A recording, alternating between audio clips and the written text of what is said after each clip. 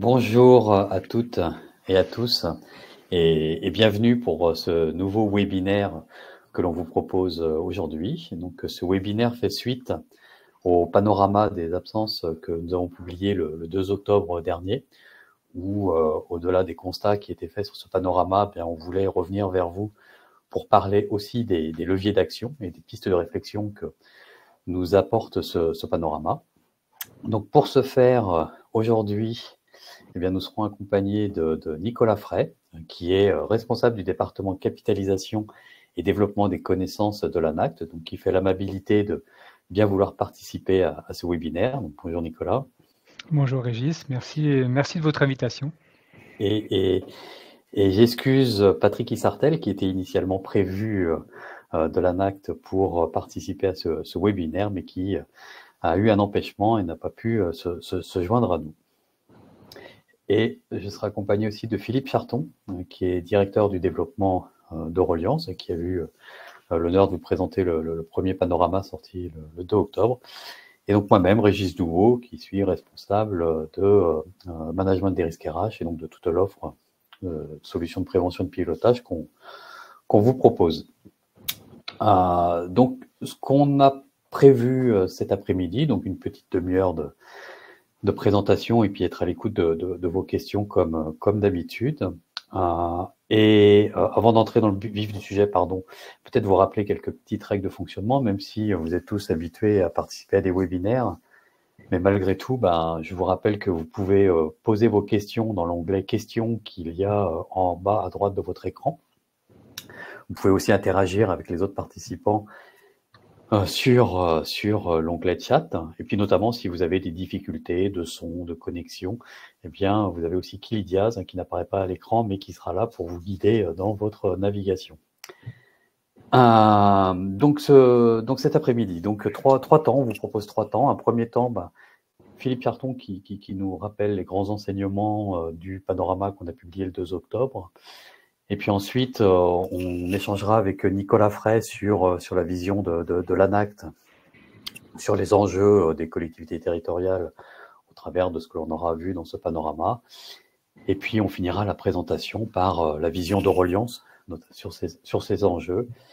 Et puis la traditionnelle séance de questions-réponses. Donc, je laisse la parole à Philippe pour la présentation des enseignements du premier panorama. Merci Régis. Bonjour à toutes et à tous. Alors, attendez un tout petit instant pour que les slides apparaissent en grand. Voilà, sur vos écrans. Voilà, donc comme le disait Régis, en une petite dizaine de minutes, je vais revenir sur les grandes tendances qui ont été déclinées au travers de la première partie de l'étude que l'on vous propose aujourd'hui. Donc, un petit rappel là-dessus, hein, c'est une analyse, c'est une étude qui porte sur un échantillon d'agents de la fonction publique territoriale. C'est à peu près 460 000 agents de la fonction publique territoriale, des agents CNRACL, répartis dans près de 16 000 collectivités. Donc, s'il y avait un seul enseignement à retenir de cette partie analyse du panorama, c'est le fait que le taux d'absentéisme global, hein, le taux d'absentéisme pour raison de santé, progresse régulièrement porté par la hausse de la gravité. La gravité, c'est quoi? C'est la durée des arrêts pour raison de santé.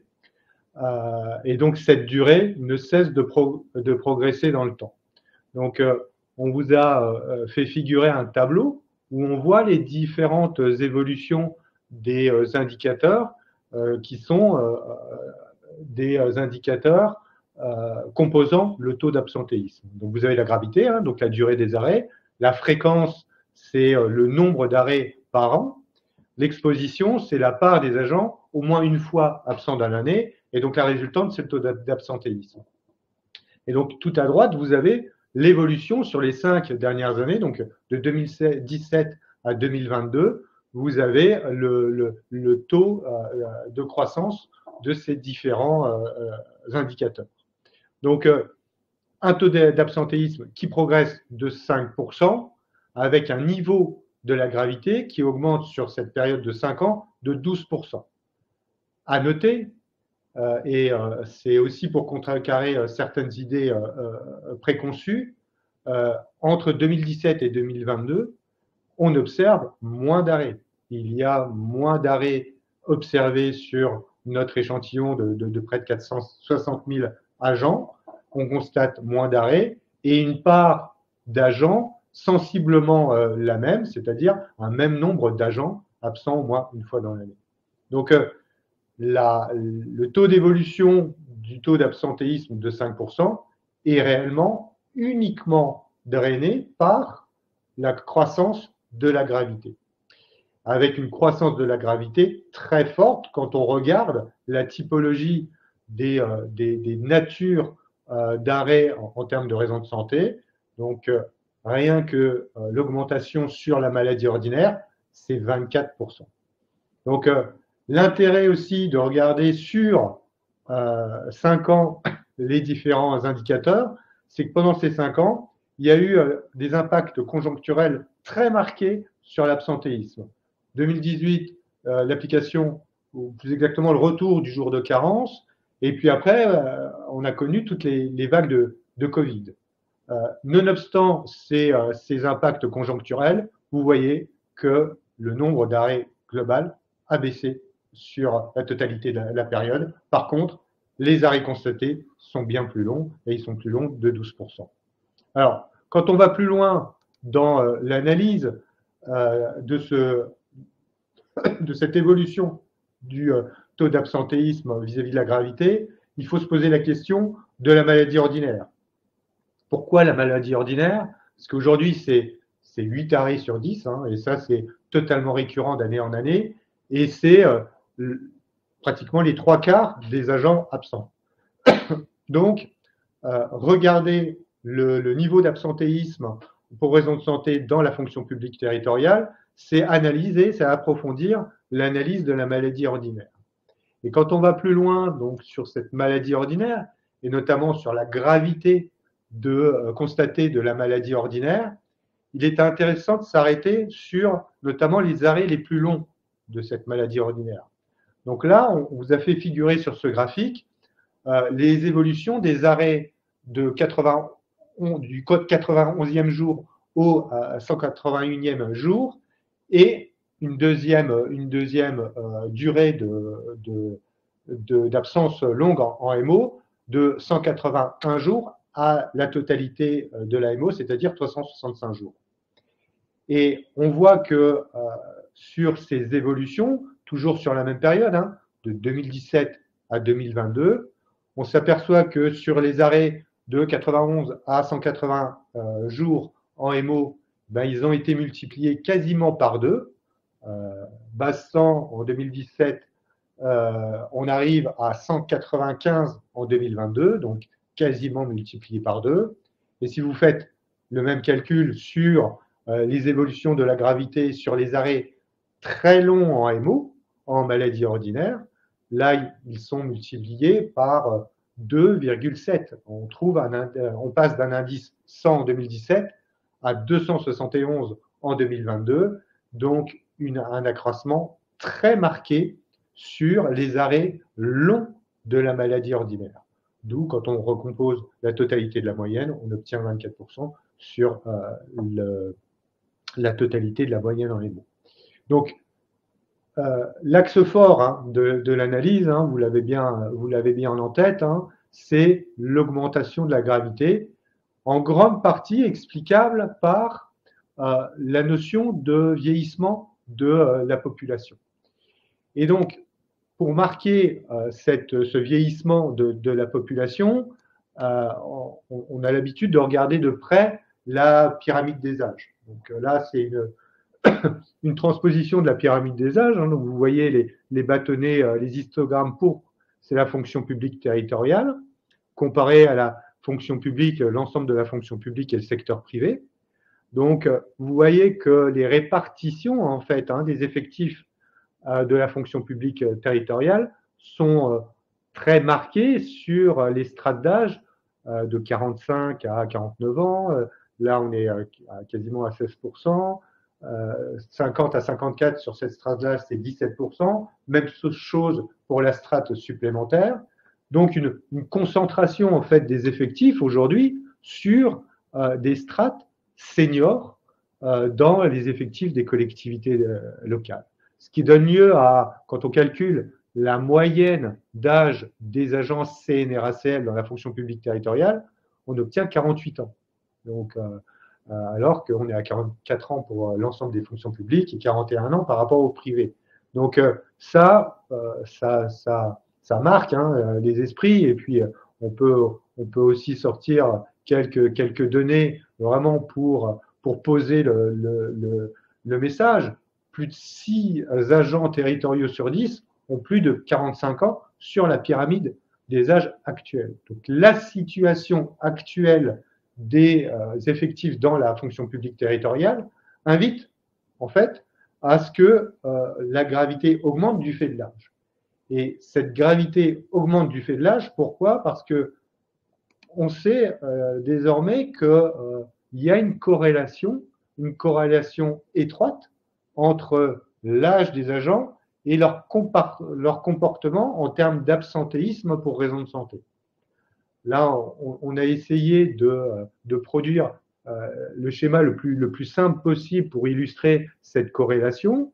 Donc là, vous avez les différentes strates d'âge que l'on a pu observer et la répartition en parts d'arrêt et en parts de jours d'arrêt qui sont symbolisés par les bâtonnets orange et vert.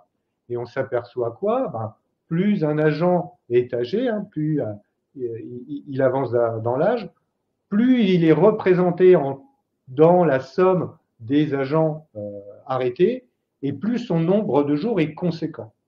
Et donc, par rapport à ça, nécessairement, à partir du moment où, entre guillemets, le stock de seniors, il n'y a pas de jugement de valeur dans ce que je dis, mais le stock, pour être caricatural, le stock de seniors dans la fonction publique va nécessairement de façon naturelle engager une sinistralité plus importante du fait de l'évolution de leur âge.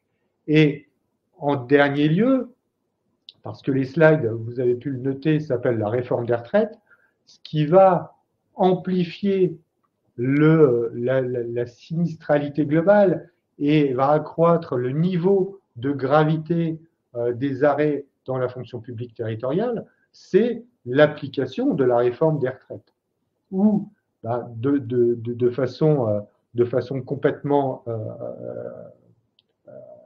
intégrée, on va dire, par rapport au trimestre supplémentaire dans la carrière des agents, on va connaître un recul progressif du départ en retraite.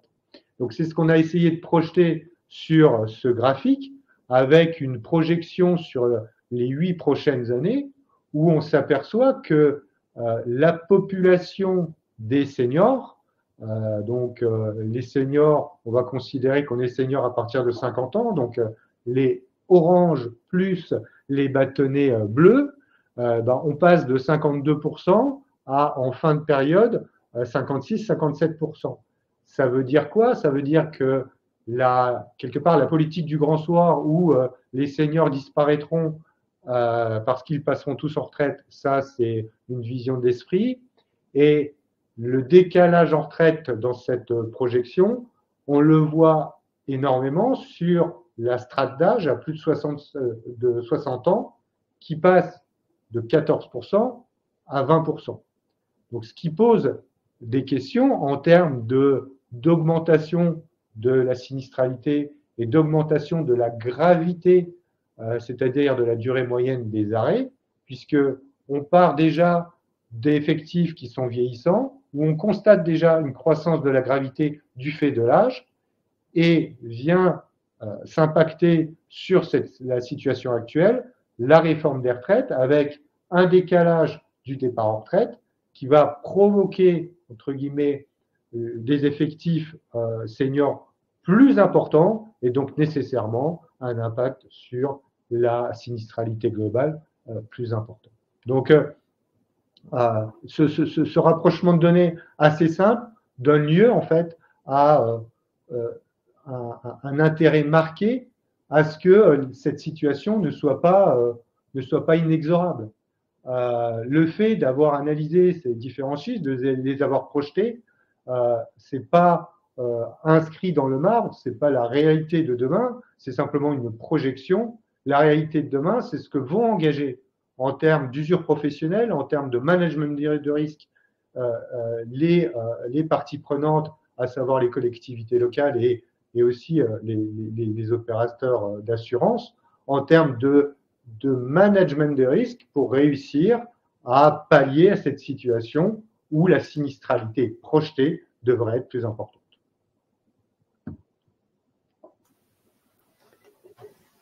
Merci Philippe pour ce rappel de ce qui vous a déjà été présenté il y a quelques semaines de ça.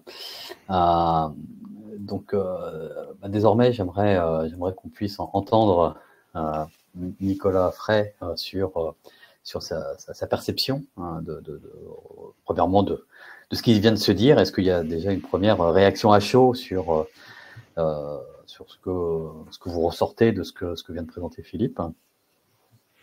Oui, merci Philippe pour cette présentation très claire, très synthétique. Alors, petite réaction à chaud, effectivement, la tendance à l'augmentation du taux d'absentéisme, mais dopée par effectivement la hausse du taux de gravité, c'est, sauf erreur de ma part, quelque chose qui est déjà, comment dirais-je, un phénomène déjà bien repéré depuis plusieurs années. Et effectivement, la fréquence tend à baisser, donc le nombre de sinistres tend à baisser, mais c'est la durée donc des arrêts qui augmente. Et donc ça, effectivement, je pense que c'est notable. Alors, je trouve ça intéressant de voir que finalement, c'est principalement sur la maladie ordinaire que la gravité augmente. Et j'ai été frappé par le graphique concernant les arrêts à demi-traitement. J'ai été étonné par cette croissance en fait du nombre d'arrêts à sur la part du 91e au 180e jour et encore plus sur les 6 mois suivants. Et du coup, effectivement, alors après peut-être ça peut interroger sur les éventuelles bascules du CMO au CLM, la manière dont ça se passe dans les collectivités, la manière dont le conseil médical traite et est en capacité de traiter les dossiers, etc. Mais en tout cas, je trouve ça frappant parce qu'effectivement, en l'absence d'une prévoyance, c'est vrai que ça met potentiellement les agents dans des situations de difficultés financières, voire de précarité sociale, quoi.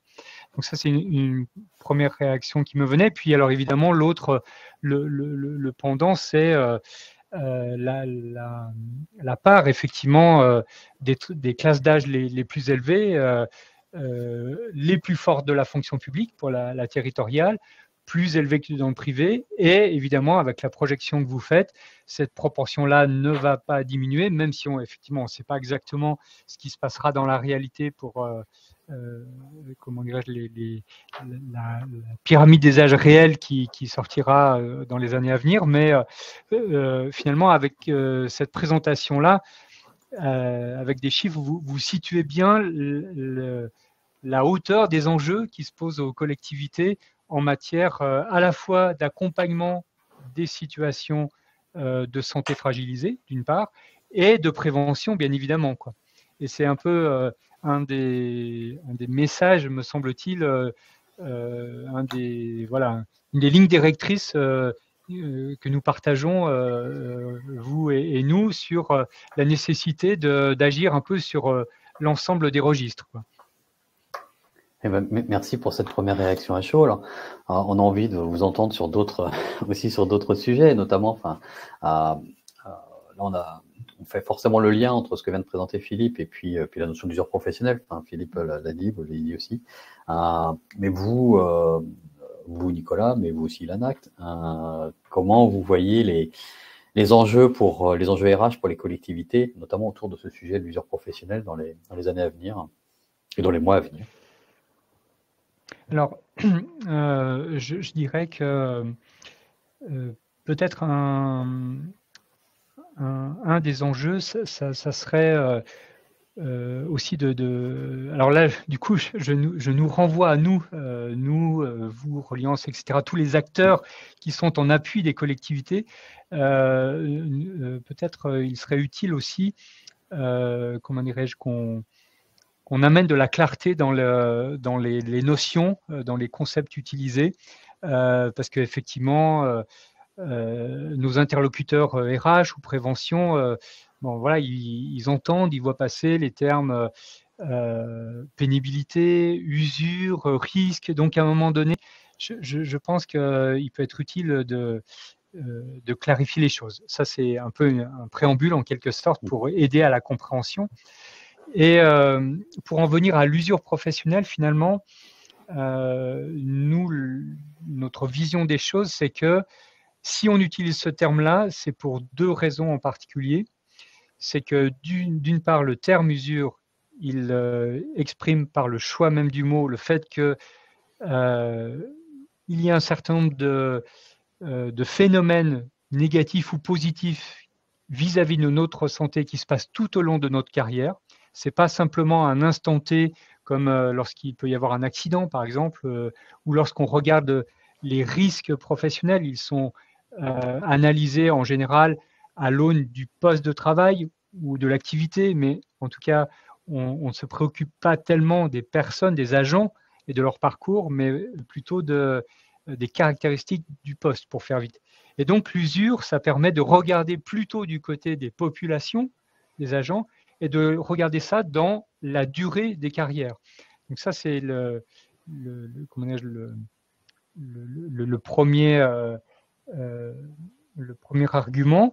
Et de ce fait-là, le choix de ce mot, c'est aussi pour aller dans une logique de prévention, puisqu'aujourd'hui, quand on utilise par exemple le mot pénibilité, ça renvoie plutôt à des choses qui sont effectivement définies dans le Code du travail. Il y a des facteurs de pénibilité, mais qui relèvent plus, eux, d'une logique de compensation. C'est-à-dire que si vous pouvez attester que vous avez été exposé à un certain nombre de facteurs de pénibilité au long de votre carrière, eh bien, ça donne effectivement un certain nombre de points, voilà, qui permettent d'alimenter le C2P. Là, je parle du secteur privé, hein, mais du coup, on est dans une logique de compensation. Tandis que usure professionnelle, voilà, ça doit nous inviter à, d'une part, à comprendre comment un certain nombre de facteurs influent sur notre santé, comment il y a aussi des ressources dans l'organisation qui permettent aussi de contrecarrer ça, de réguler, qui nous permettent aussi de construire notre santé,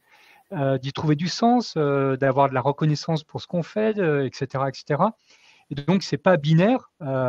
Voilà, l'usure, c'est quelque chose qui est dynamique, qui se produit au long de la carrière. Donc, comprendre ça pour aussi ensuite, du coup, éclairer les actions, les politiques à mener, aussi bien sur le registre curatif, parce qu'il faut bien se préoccuper des situations de santé altérées, que sur un registre plus préventif. Voilà, d'où l'intérêt d'utiliser ce terme-là. Et ça amène du coup à un enjeu important, nous semble-t-il, pour les collectivités. Alors, c'est vrai d'une manière générale, hein, mais c'est que ça doit nous permettre de décloisonner les fonctions RH et les fonctions prévention, pour faire vite. Hein. C'est-à-dire que finalement, puisqu'on va s'intéresser à la fois aux évolutions professionnelles, donc aussi au parcours, donc aussi aux formations, à la manière dont on a soutenu ou pas le développement des compétences des agents, donc qui est une partie plutôt du côté des fonctions RH, conseil en mobilité, conseiller en formation, etc.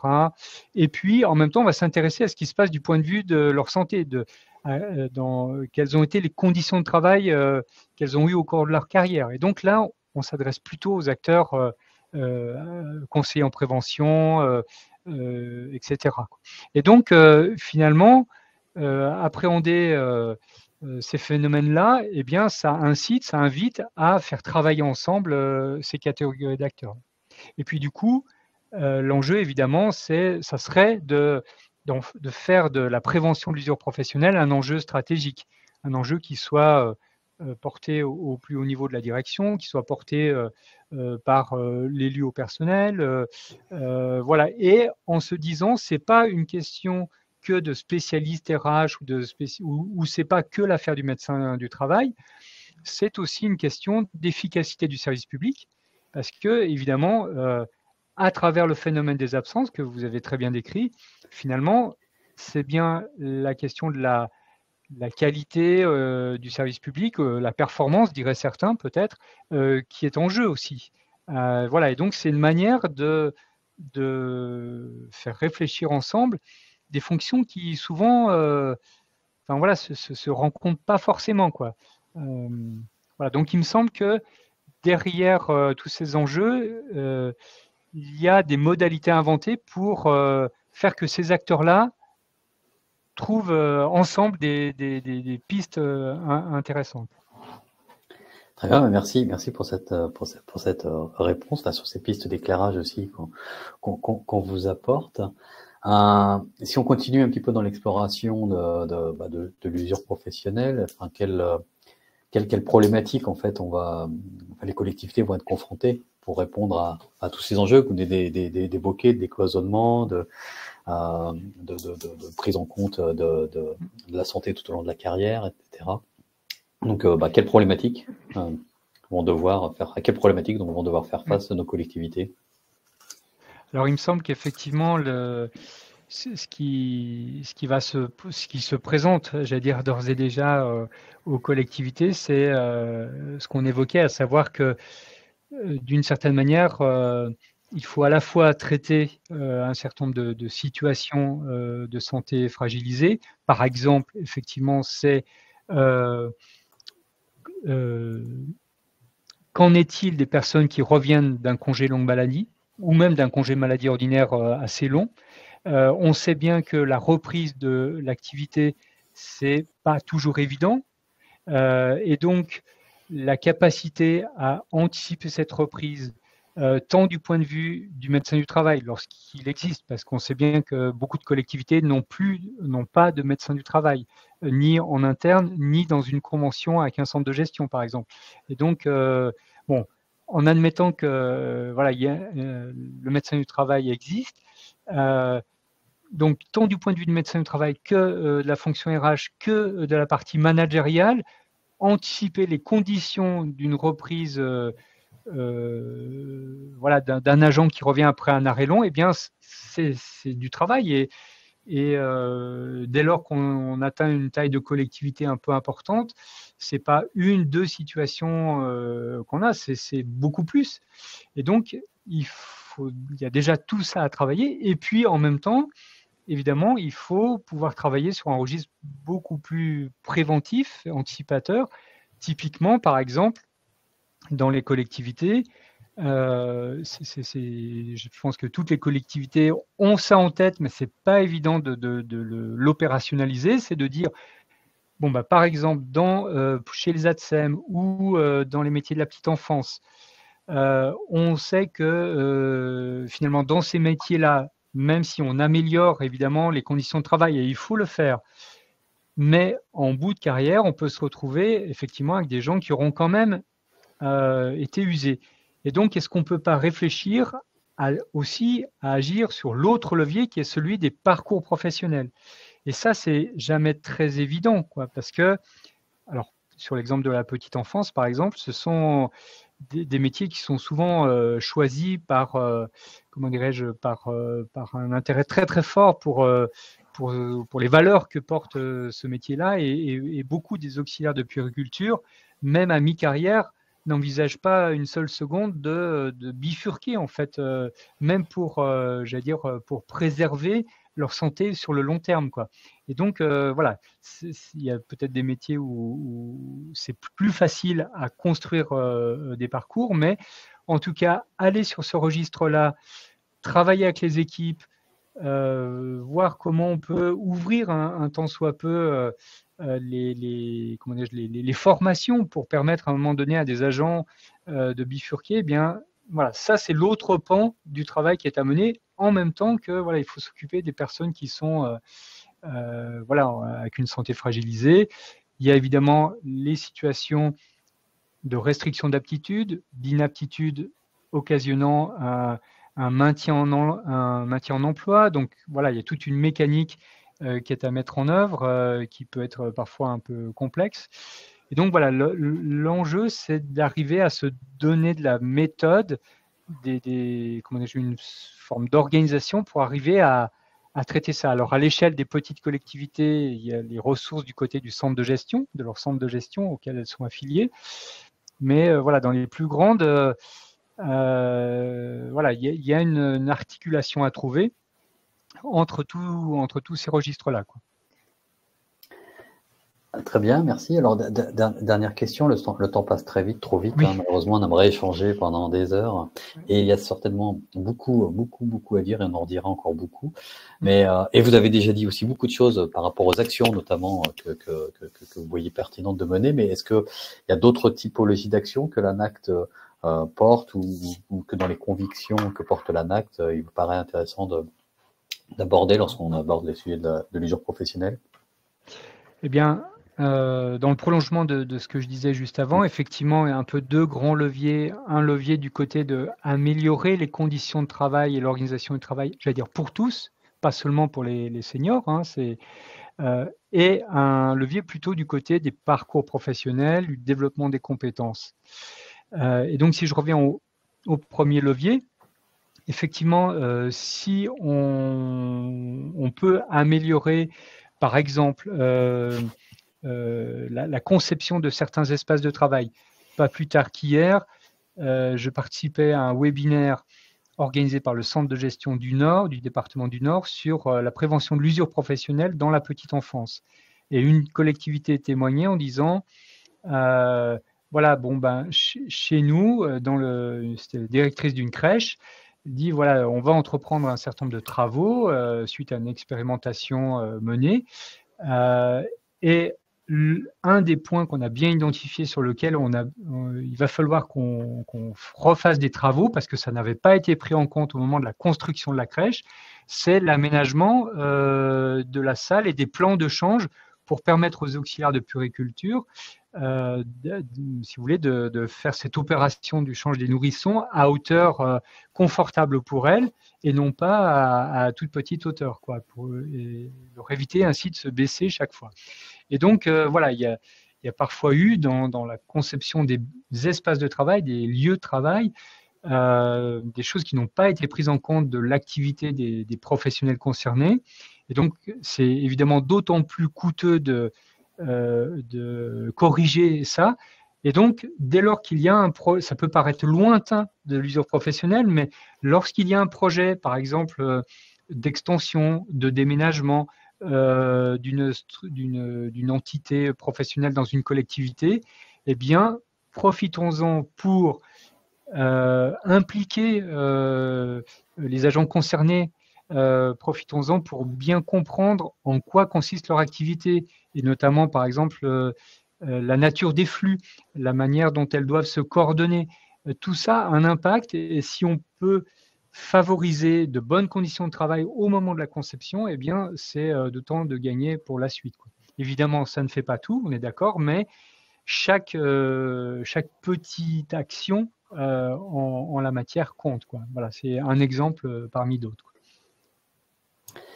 D'accord, très bien, merci Nicolas. Alors, encore une fois, on aimerait poser encore plein de questions. Le temps passe vite, mais on aura peut-être l'occasion de répondre à quelques questions en fin de webinaire. Pour finir, moi je voulais vous présenter. On a au mois d'octobre, on a communiqué sur un premier panorama dont on vous a donné quelques rappels à l'instant.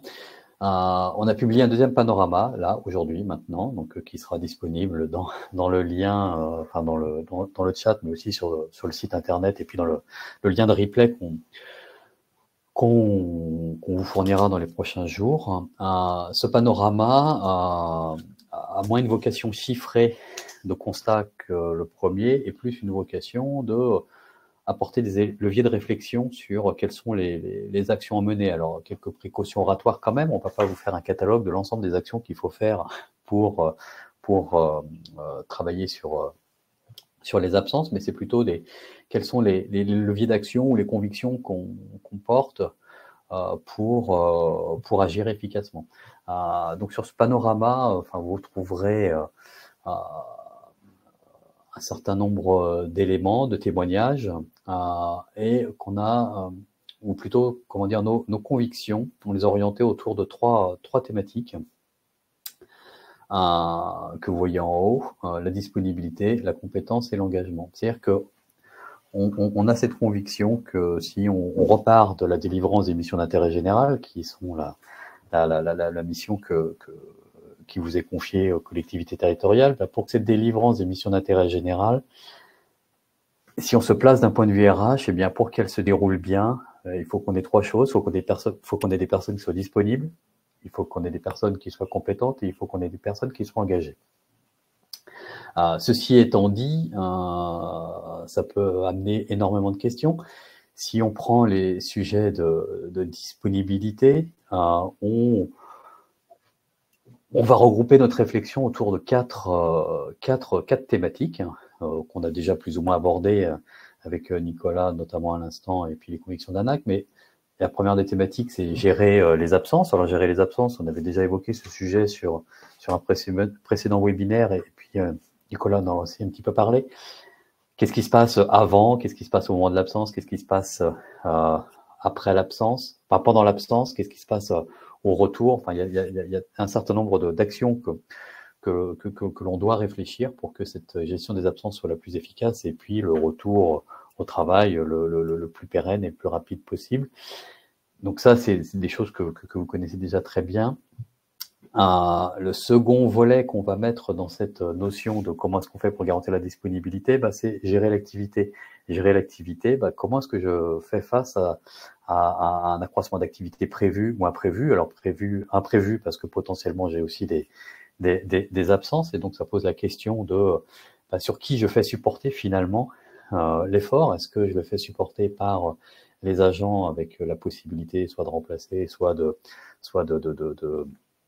d'augmenter la charge de travail de certains, avec toutes les conséquences que ça peut avoir en termes d'absence derrière, soit je la fais supporter par les usagers en acceptant d'avoir une baisse de la qualité de service à un instant T. Mais donc, il y a cette question qui se pose, à laquelle vous êtes confronté en permanence, quand vous avez une absence ou un accroissement d'activité, comment j'arrive à gérer l'activité au quotidien. La troisième question qu'on se pose, c'est autour des conditions de travail. Donc là aussi, je vous renvoie aux travaux forcément de l'ANACT, qui a beaucoup publié, communiqué sur le sujet. Il y a beaucoup d'outils qui existent que vous connaissez, que ce soit le document unique, que ce soit les diagnostics et les évaluations des risques psychosociaux. Mais la question fondamentale qu'il y a derrière tout ça, c'est comment est-ce que le collectif arrive à s'approprier ces outils et arrive à réfléchir et agir sur ces conditions de travail. Lorsqu'on va parler des phénomènes de risques psychosociaux, qu'on va parler des phénomènes de qualité de vie et de conditions de travail, un des sujets centraux, c'est comment on arrive à recréer des collectifs dans lesquels on arrive à discuter du travail et on arrive à pouvoir se réapproprier les conditions dans lesquelles on fait le travail. Donc ça, c'est vraiment un point central et qui, je pense, animera beaucoup de nos réflexions à l'avenir, c'est comment est-ce qu'on arrive à animer des collectifs de travail autour de la réappropriation des conditions dans lesquelles on fait le travail au quotidien. Et puis le dernier sujet, c'est le sujet des mobilités. Là aussi, on en a parlé. Comment on fait en sorte que tout le monde trouve sa place dans le collectif, que ce soit parce qu'on a une mobilité contrainte ou une mobilité que l'on choisit. Mais ça pose la question des parcours professionnels tout au long de la carrière, sujet qu'a déjà abordé Nicolas précédemment. Donc ça, c'est première des conditions pour que la délivrance des missions d'intérêt général se passe bien, c'est qu'on ait des personnes qui soient disponibles. C'est important, c'est nécessaire, mais c'est pas suffisant. Il faut aussi que ces personnes soient compétentes. Et derrière la compétence, on va y mettre trois choses. Bien sûr, il y a tout l'accueil des nouveaux arrivants. Comment est-ce qu'on les intègre? Comment est-ce que ils intègrent la culture de la collectivité, ses process, sa façon de travailler, mais c'est aussi, surtout, et peut-être on se répète, mais c'est comment est-ce qu'on accompagne la montée en compétences tout au long de la carrière. Parce qu'aujourd'hui, on est malheureusement face à souvent un mur qui est que on a des personnes qui avancent dans l'âge, on l'a déjà dit, qui sont sur des métiers qui sont contraignants, et puis qui vont arriver avec des inaptitudes, des restrictions d'aptitude à partir de 45, 50, 55 ans. Et si on n'a pas réussi à les accompagner tout au long de leur carrière, eh bien on sait que c'est difficile. On sait qu'on n'a pas forcément de poste à proposer, on sait qu'on n'a pas forcément la volonté. Je fais écho à un des postes qui a été mis dans le chat, sur comment est-ce qu'on arrive à motiver les agents, comment est-ce qu'on arrive à faire en sorte que le reclassement se passe bien. Bah oui, parce que si on n'a pas pu préparer tout ce cheminement tout au long de la carrière, c'est difficile au moment où l'événement arrive de passer à autre chose.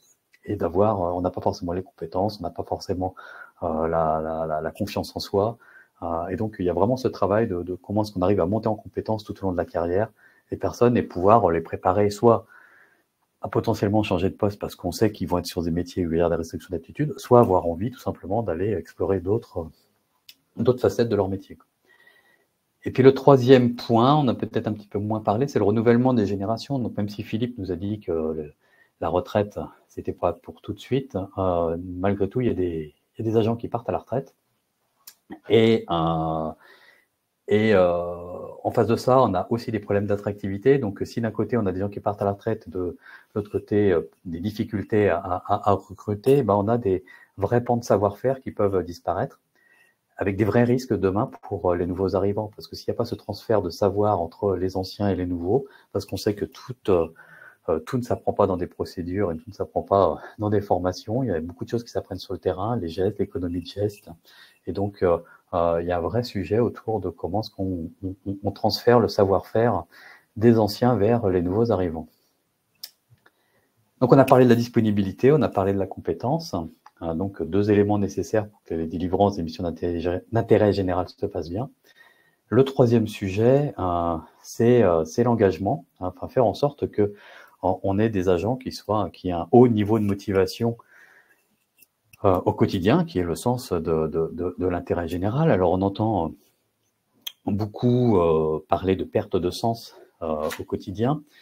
Nous, ce qu'on va constater, c'est pas forcément de la perte de sens vis-à-vis de l'intérêt général. On a plutôt des fonctionnaires territoriaux qui sont plutôt fiers de leur activité, fiers de leur métier, fiers de servir l'intérêt général, mais pas du tout fiers de la façon dont ils le font au quotidien. Et c'est notamment ce qu'on va retrouver derrière cette notion de perte de sens. Et donc face à ça, il y a plusieurs questions là aussi qui se posent. Il y a l'importance de l'axe managérial. C'est le manager qui au quotidien donne le sens sur le travail qu'il y a à faire, qui répartit le travail, qui fait en sorte qu'on ait les bons outils, les bons process, les bonnes informations pour faire le travail et qui donne le sens au quotidien. Donc le manager, c'est un maillon essentiel et qu'il faut savoir aussi préserver.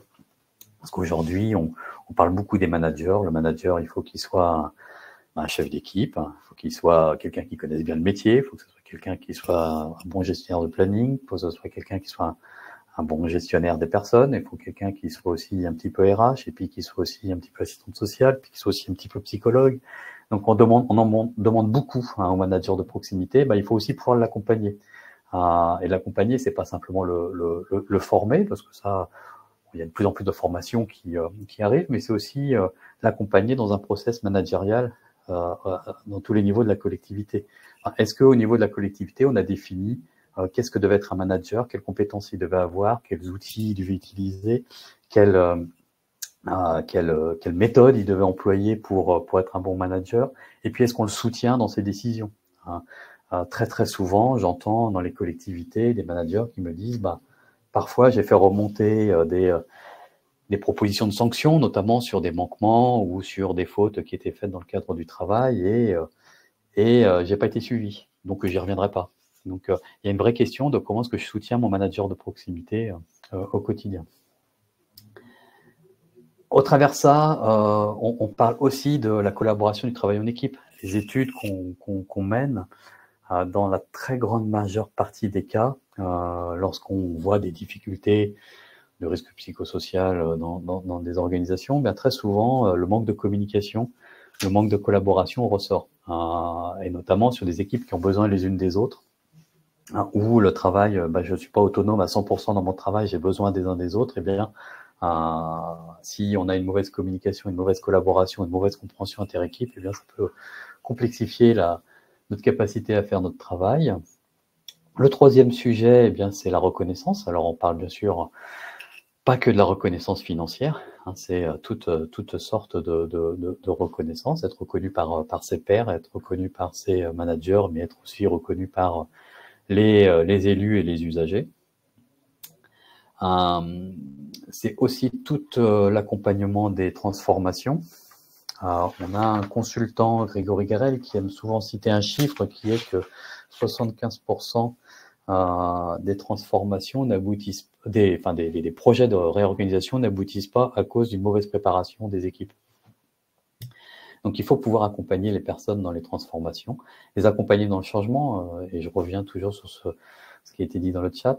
Si on veut faire en sorte que les agents soient motivés ou aient envie du changement, il faut pouvoir les accompagner. On ne peut pas simplement le décréter du jour au lendemain. Il faut qu'on puisse les accompagner. Et puis, il y a la notion d'égalité, d'équité de traitement déjà. Là aussi, dans nos études, on a un pourcentage souvent très élevé, un peu plus de 30% des agents qui estiment que la répartition de travail, la répartition des tâches dans une équipe n'est pas équitable. Donc c'est un vrai sujet sur lequel travailler, mais au-delà de l'équité de traitement, c'est aussi le sentiment d'égalité au quotidien, que ce soit l'égalité homme-femme, que ce soit la diversité, que ce soit l'égalité par rapport au handicap. Donc tous ces sujets-là sur lesquels il faut pouvoir agir si on veut maintenir un haut niveau d'engagement des agents.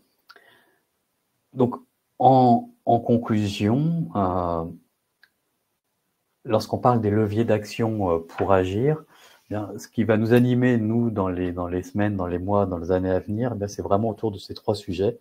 C'est autour de comment est-ce qu'on agit pour faire en sorte qu'on ait les agents disponibles au quotidien, comment est-ce que on leur fournit les compétences et on les accompagne dans leur montée en compétences tout au long de la carrière, et comment on fait en sorte qu'ils soient dans un environnement sur lequel ils conservent un haut niveau d'engagement et de motivation. Donc vous retrouverez tous ces éléments dans le panorama que vous avez dans le lien. Vous y retrouverez aussi un certain nombre de témoignages, notamment de Patrick Sartel, qui est responsable des grands projets à l'ANACT, qui va nous redire les convictions de l'ANACT autour de tous ces sujets. Laetitia Allut, qui est directrice du département emploi et prévention au CIG Grande Couronne, qui va nous parler de la montée en compétences, des trajectoires de compétences et de l'accompagnement au maintien dans l'emploi. Elisabeth Demant, qui est consultante chez Reliance, qui nous parle d'une expérience à la mairie de Pluneret, mairie et CCAS de Pluneret, sur une démarche risques psychosociaux. Et puis Emmanuel Abord de Châtillon, qui est professeur des universités à la chaire Management et Santé au Travail de l'IE de Grenoble, qui va nous parler du management et de l'accompagnement aux espaces de discussion.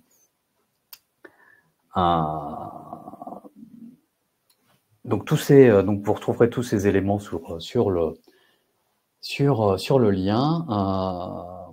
Tous ces sujets, c'est quelque chose aussi qu'on a eu l'opportunité, la chance d'aborder avec le fonds, avec la mission chargée de définir le futur fonds sur l'usure professionnelle. Donc on a pu leur présenter l'ensemble de ces convictions, et puis surtout une conviction que je pense on partage très fortement avec l'ANACT, qui est si on veut agir efficacement, il faut à la fois agir sur l'anticipation et la réparation, et pas uniquement sur la réparation de la pénibilité comme l'évoquait Nicolas, mais vraiment sur tous ces sujets de prévention. Donc on verra si les conclusions du rapport font écho à ces convictions.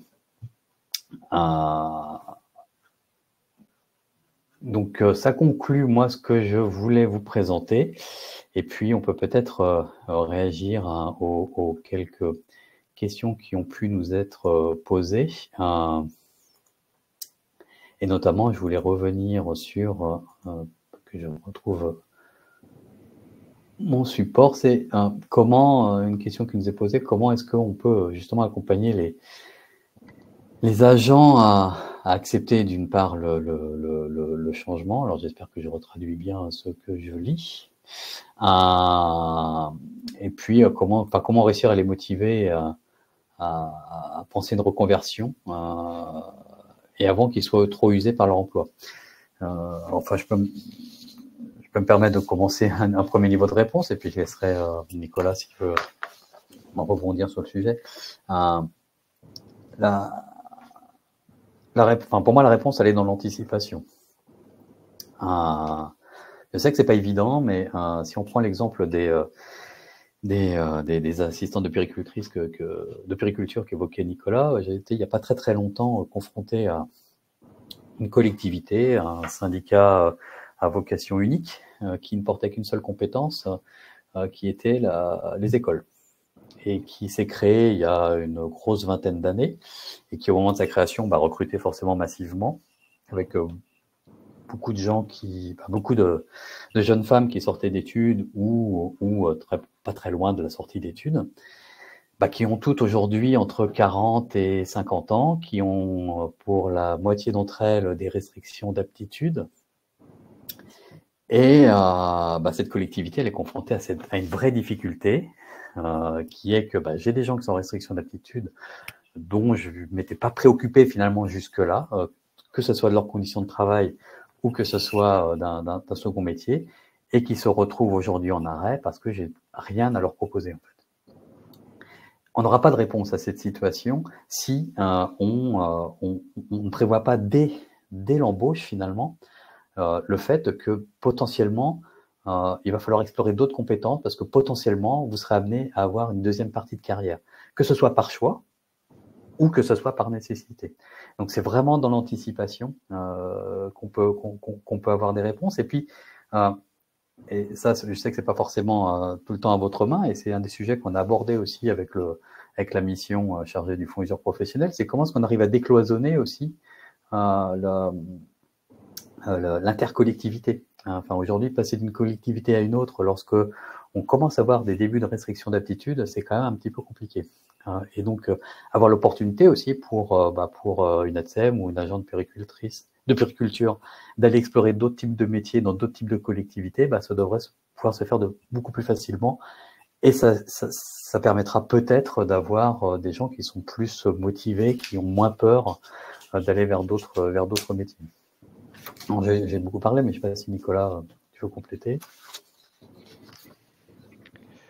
Non, écoute, c'est très bien. Effectivement, tu situes bien la perspective dans laquelle il faut s'inscrire, il faut pouvoir s'inscrire. Après, il y a un certain nombre de ressources. On citait tout à l'heure les centres de gestion, mais il y a le CNFPT, bien sûr, qui propose un certain nombre d'actions, de modules, de dispositifs pour aussi aider à ces bifurcations professionnelles. Et puis après, sur un registre un peu différent, il y a effectivement, comme tu le suggères, la réflexion à l'échelle de l'intercollectivité, à l'échelle du territoire finalement. Est-ce qu'on peut imaginer, puisque finalement des fois il y a de par les évolutions réglementaires, les champs de compétences ont évolué, il y a eu des transferts de compétences des collectivités vers les intercos, donc aussi des transferts de personnel, mais c'est vrai que dans un registre plus, comment on pourrait dire, plus préventif d'une certaine manière, plus anticipateur, on pourrait réfléchir à la possibilité peut-être d'avoir des parcours comme ça à l'échelle d'un territoire. Mais c'est un champ encore à défricher. Très bien, je vois en même temps, je l'ai pas vu, mais que l'heure à tourner. La promesse de l'heure n'a pas été remplie. J'ai parlé d'une demi-heure et un quart d'heure. On est presque à 1 heure. Donc, je pense qu'on va être obligé d'arrêter. Je vous remercie vivement de votre écoute. Je vous remercie vivement de votre lecture aussi, puisque, encore une fois, vous retrouverez tous ces éléments sur ce nouveau panorama. Je remercie Nicolas Frey pour sa participation. Merci à vous. Philippe Charton pour le rappel des éléments chiffrés, parce que pour agir en bon manager des risques, il faut d'abord et avant tout bien comprendre les phénomènes. Donc on a besoin de données, on a besoin de data pour ça, mais on a aussi besoin d'indicateurs qui nous permettent de comprendre qu'est-ce qui se passe, parce que l'ensemble des actions qu'on a pu vous citer un petit peu pêle-mêle, l'idée c'est pas de toutes les mettre en place, mais c'est de mettre en place celles qui sont réellement efficaces, et pour savoir lesquelles sont réellement efficaces, il faut d'abord bien comprendre quels sont les phénomènes qui se passent. Donc, tout ça est un petit peu lié. Donc merci à Philippe pour cette vision des chiffres, merci à Nicolas pour cette vision des actions, et à très bientôt pour d'autres webinaires. Bonne fin de journée.